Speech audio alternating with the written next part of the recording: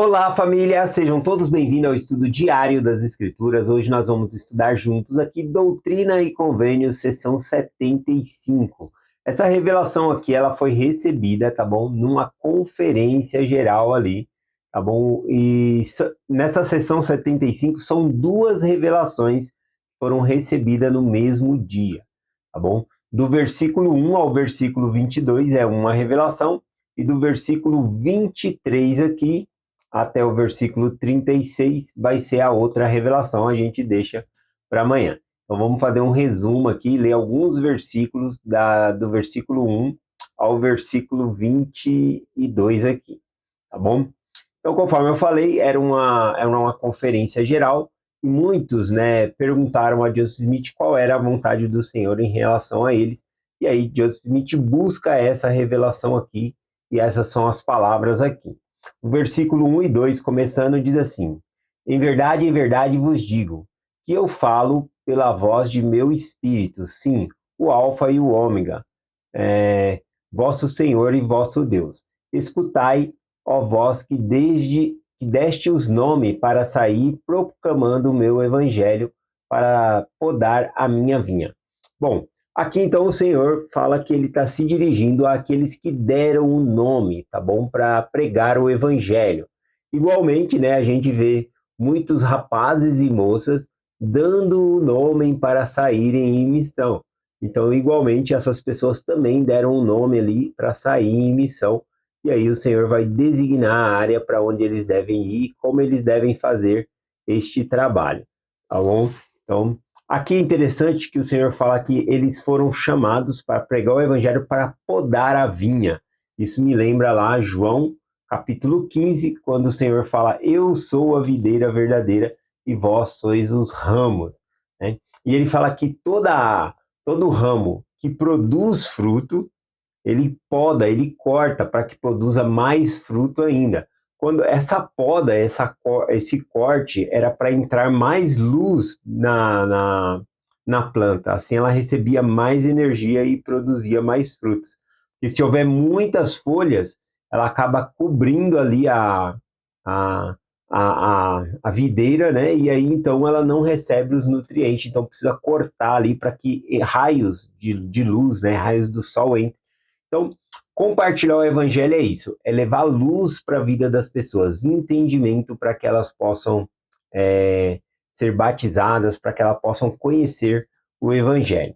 O versículo 3 aqui diz o seguinte: eis que eu vos digo, ser a minha vontade, irdes sem demora, e não serdes ociosos, mas trabalhardes com toda a força. Então aqui o Senhor fala para não demorar, para não ser ocioso, ou seja, trabalhar com vontade na vinha dele aqui. Como eles deveriam fazer isso? Versículo 4 e 5 diz: levantando vossas vozes como com o som de uma trombeta. A trombeta, né? Ela, quando solta o som dela, vai para todos os lados. Então ele está falando de compartilhar o evangelho para todas as pessoas, para todos os lados aqui, proclamando a verdade conforme a revelação e mandamentos que vos dei. Assim, se fordes fiéis, sereis carregado com muitos molhos e coroados com honra e glória, imortalidade e vida eterna. Aqui está falando da recompensa, né, de viver o evangelho, de ser fiel. Tá bom? Sendo fiel, eles receberiam essas bênçãos aqui com a pregação do evangelho, tá bom? Imortalidade, vida eterna, isso aqui. Teriam muitos molhos, né? Molhos aqui que fala é quando vai colher o trigo, né, no campo, eles fazem aquele molho, aquele feixe ali, né? Então, eles falam que o trabalho deles de pregação do evangelho ia acolher muitas pessoas, tá bom? Para o Senhor. O versículo 6, 7 e 8, aqui fala sobre o William McLean, né, que ele foi enviado para uma missão nas regiões do leste, mas que no coração dele ele murmurou por algumas vezes ali. Então, no versículo 8, o Senhor diz assim: e ele pecou, contudo, eu o perdoo, e digo-lhe também: vai às regiões do sul. Olha, o Senhor tinha mandado ele lá para a região do leste, primeiramente, como nós lemos aqui, e Aqui agora, ele havia murmurado, pecado, o Senhor falou, agora você vai para a região do sul. Aqui eu acho muito interessante que o Senhor está dando uma nova chance. E é assim conosco, a gente erra, murmura, reclama, e o Senhor ele vai dar outra chance, vai para a missão de novo, né? Vai aprender. Então eu acho muito interessante que às vezes nós passamos por algumas experiências repetidamente até que nós possamos aprender uma lição, tá bom? Aqui no caso, né, de William McLean, o Senhor dá uma nova chance para ele, tá bom? Para ele ir pregar o evangelho em outra região, já corrigindo ele o que ele fez errado da outra vez, para que ele fizesse certo dessa vez aqui. O versículo 9 em diante aqui fala o seguinte, 9 e o 10. E que meu servo Luke Johnson vá com eles e proclame as coisas que lhe ordenei, invocando o nome do Senhor pelo Consolador, que lhe ensinará todas as coisas que lhe forem convenientes. Aqui fala sobre eles clamarem a Deus, que por meio do Espírito Santo iria ensinar a ele todas as coisas que eles precisavam fazer. Isso me lembrou aqui no livro de Alma, quando Amon, né, Amon e seus irmãos saíram para pregar o evangelho, e é justamente o que eles pedem, né?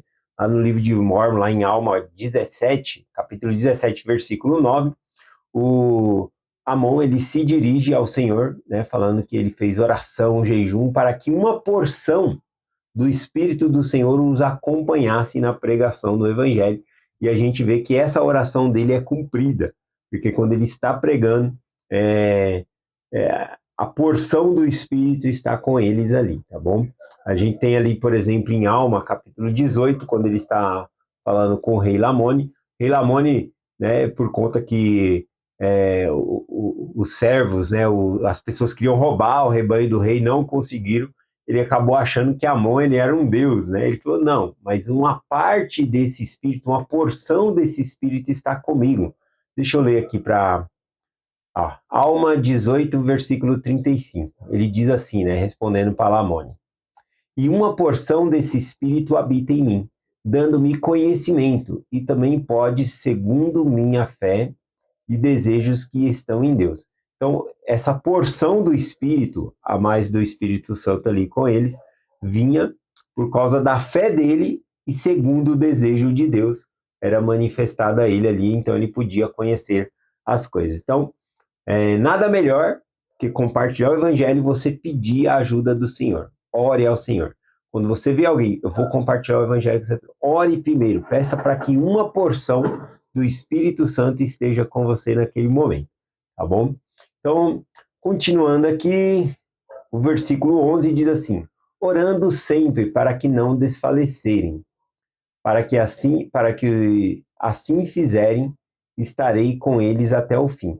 Então, observe, né, que na obra missionária ou qualquer outro chamado que nós tivermos, ou até mesmo no chamado que nós temos de pai, de mãe, né, a gente deve orar sempre para não desfalecer, né? Essa palavra desfalecer, né, parece questão de falecer, né? Mas no dicionário ele fala essa questão aqui de desfalecer significa perder forças, o ânimo. Então isso pode acontecer. Então se nós orarmos sempre ao Senhor, ele não vai deixar a gente desfalecer, desanimar, tá bom? Então é isso. Vamos lá aqui do versículo 13 aqui, versículo 13, 14 e o 15. Aqui ele vai chamando outros missionários para pregar o evangelho, e lá no versículo 16 ele diz assim, e aquele que for fiel vencerá todas as coisas, e será elevado no último dia. Repare que a força que nós vamos ter para vencer é de ser fiel. Se eu sou fiel a Deus, eu vou receber força deles para vencer todas as coisas. Tá bom? Então a nossa fidelidade vai trazer energia para nós. Deus ele vai trazer força para nós suportarmos os desafios que virão. Aqui então ele continua chamando outros missionários. Do versículo 20 em diante aqui, ele fala que nas casas que eles forem recebidos, eles deveriam deixar uma bênção.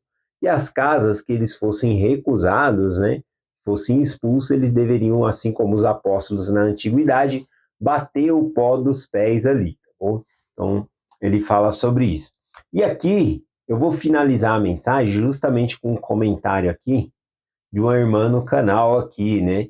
A irmã Marilene Santos Nascimento. Ela comentou aqui, né, que quando ela conheceu o Evangelho, a prima dela, que havia sido missionária, tá bom? Compartilhou com ela o livro de Mórmon. E aí ela perguntou: esse livro fala sobre Deus? E aí, então, a prima também convidou ela para ir para uma festa junina e pronto, ela já estava preparada ali para o batismo. Disse que foi muito fácil, assim, né? Então, é uma mulher eleita, uma pessoa que se batiza não com muita relutância no coração, questionando, né? Então, achei interessante o comentário, né, seu, Helena. E aí eu coloquei lá no topo dos comentários de ontem, tá bom? E aqui, eu peguei aqui no Revelação em Contexto, que tem a parte aqui de Doutrina e Convênio 75, algumas experiências, tá bom? Porque aqui a gente vê muitos homens, eu nem li todos os nomes aqui, mas são vários homens sendo chamados para pregar o evangelho em alguns lugares. E aí tem a história também de Jared Carter, tá bom? Um missionário que já foi na segunda missão dele ali. E aí eu queria compartilhar, porque no Revelação em Contexto aqui, fala do esforço das mulheres, tá bom? Que as mulheres, os maridos iam pregar o evangelho e elas ficavam em casa e como elas contribuíam também na questão do evangelho. Aqui fala das mulheres que escreviam cartas para amigos, parentes, falando da bênção que era viver o evangelho e convidando eles, inclusive, a virem, né, e se unir a eles a essa fé, tá bom? E aí eu gostaria de ler aqui, por exemplo, Jared Carter aqui, por isso que eu lembrei do comentário da irmã aqui. Jared Carter, ele foi fazer uma missão, uma segunda missão ali, e ele foi na casa do cunhado dele. O nome do cunhado dele era Iran Ames, né? E aí ele foi lá, e quando ele chegou lá para pregar o evangelho para ele, o homem já estava pronto, o cunhado dele já estava pronto para ser batizado. E aí o cunhado dele fala que foi por causa de uma carta que ele recebeu da mãe dele, que era membro, né? Ele havia recebido essa carta 2 anos antes. E aí ele fala um pouquinho dessa carta aqui. Eu quero compartilhar com vocês aqui rapidinho, né? Aqui, deixa eu ver. Ó, tempos em que Ames tornou-se convencido da veracidade do livro de Mormon, estava disposto a batizar. Mas havia algo mais na história, ou seja, por que ele já estava pronto, né, para ser batizado? Irans tinha ouvido o evangelho 2 anos antes por meio de sua mãe. Em agosto de 1830, Ames recebeu uma carta de sua mãe, Hannah, né, informando de que ela e vários familiares, inclusive o cunhado dele, Jared Carter, haviam sido batizados. Então, esse Ames aqui, né, Ira Ames, ele já tinha ouvido falar dos membros da igreja, teve um certo interesse, mas quando ele recebeu a carta da mãe dele, teve um efeito diferente, tá bom? Então ele compartilha aqui, né, sobre esse interesse. Ele diz aqui: mas a carta de sua mãe teve um efeito poderoso. Quando li a carta da minha mãe, ela passou através de mim como um raio, né? Como se fosse uma corrente elétrica assim no corpo dele. Ele sentiu as palavras da mãe dele ali nessa carta, né? Através, como se fosse um raio. Despertou em cada fibra do meu espírito. O efeito foi tão poderoso, lembrou ele, que esse sentimento impeliram ele a orar para receber um testemunho se a carta e o assunto dela, né, ele nem tinha ali o livro de Mor, nada, só a carta, se a carta e o assunto dela, né, da carta, eram verdadeiros ou falsos. Em resposta, veio ali uma calma e clareza que entrou na mente dele. Então, quando o cunhado dele, Jared Carter, né, foi lá pregar o evangelho, ele já estava pronto, né, para o batismo, ele já sabia que era verdadeiro. Isso por conta que a mãe dele já havia mandado uma carta ali prestando o testemunho dela. Aqui, nessa parte, tem várias cartas de mulheres para amigos e parentes prestando testemunho. Eu vou ler algumas aqui, ó. Muitas mulheres da igreja procuraram membros e familiares e amigos, geralmente por meio de cartas como essa Hannah Ames, e testificava da sua fé convidando entes queridos a juntar-se a eles. Uma dessas cartas dizia assim: posso dizer que, se você souber sobre as coisas que Deus, sobre as coisas de Deus e que você pode receber as bênçãos que tenho das mãos do Senhor, não acharia difícil vir para cá. Olha, eu achei lindo, né? Quem escreveu essa aqui foi a Phoebe Packer, né, lá no estado de Independence, Missouri. Então ela escreveu: se a pessoa soubesse da bênção que era, né, as bênçãos do Senhor que ela estava recebendo, a pessoa não acharia difícil chegar até onde ela está para se unir a eles na fé. A carta continua, inclusive, dizendo o seguinte assim, ó. Ela continuou dizendo: o Senhor revela os seus mistérios do reino celestial aos seus filhos. Aqui outra carta aqui da Rebecca Swan Williams, ela testificou aqui, deixa eu ver, para a família dela, né? De que ela mesma havia ouvido o testemunho de Joseph Smith e também da própria boca das 3 testemunhas de que o livro de Mormon era verdadeiro. E aí ela compartilha o testemunho também com os parentes aqui. Então fala, né, aqui fala, inclusive, desse Jared Carter, que ele colheu um fruto que foi plantado por uma mulher que já havia mandado carta ali para o filho dela, né? Então, olha que interessante, o trabalho aí das mulheres. E aí eu lembrei aqui do comentário da irmã que eu li aqui, né? Marilene Santos Nascimento, da prima dela que compartilhou com ela o livro de Mormon, convidou ela para a festa junina, né? E em pouco tempo ela já estava ali, né?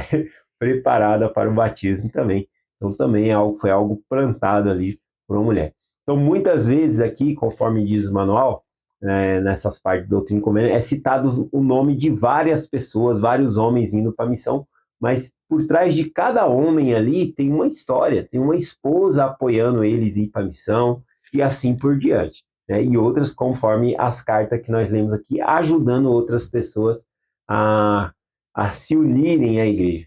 Eu mesmo, na minha vida, eu tive minha mãe como uma grande influência para que eu pudesse viver no caminho certo, entrar na igreja, tá bom? E hoje eu tenho minha esposa como uma grande influência também na minha vida, tá bom? E minha filha também, um exemplo para mim que está lá na missão também, tá bom? Então, gratidão, tá bom, por essa mensagem, e nós compartilhamos essa mensagem em nome de Jesus Cristo. Amém.